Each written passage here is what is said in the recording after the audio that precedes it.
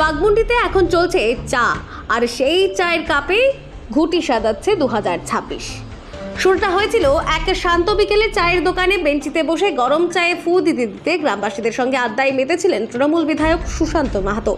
শোনা হয়েছিল সাধারণ মানুষের কথা, তুলে ধরা হয়েছিল স্থানীয় সমস্যা, আর প্রতিশ্রুতি এসেছিল সরাসরি মানুষের পাশে থাকার। কিন্তু চায়ের কাপ তখনও ঠান্ডা হয়নি। এরপরেই বুধবার সন্ধে বাঘমুন্ডি বাজারে দেখা গেল এক অন্য দৃশ্য।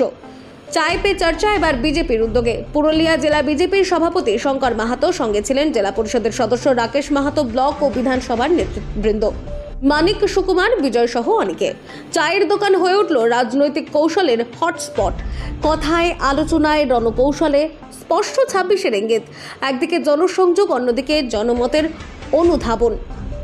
চায়ের কাপ এখন শুধু আড্ডার নয়, এ এক ময়দান যেখানে গরম চায়ে ফুটছে আগামী ভোটের ভবিষ্যৎ। দেখুন বিস্তারিত।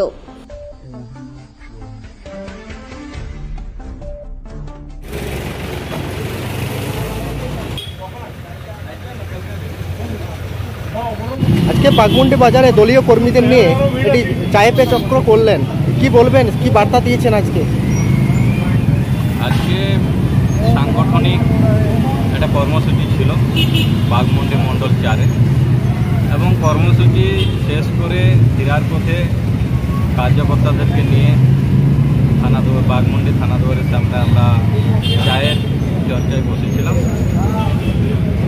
কি বার্তা দিবেন আগামী যে 2026, সেই 2026-এ আমরা কী করে এই মণ্ডল থেকে বেশি লিড দিতে পারি, এবং বাঘমুন্ডি বিধানসভায় কী করে আমরা বিজেপির প্রার্থীকে বিপুল ভোটে জয়যুক্ত করে আনতে পারি, তাই নিয়ে চর্চা হয়েছে।